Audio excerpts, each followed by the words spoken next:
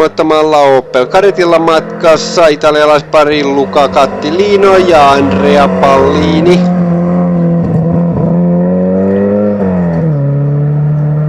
Cameron 29,5. Tero Grönfors 47,8 ja Kari Erkintalo 48,8 sekuntia. Ja tälle erikoiskokeellehan jäi muun muassa Kai Holmström. Ilkka Hänninen 2,1.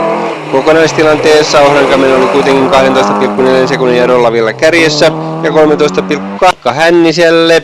20 sekuntia hävisi Marko Saarinen ja puoli minuuttia Jari Ohrankämmen. Kokonaistilanteessa Hänninen nousi luokkaa 54 sekunnilla ennen Marko Saarista.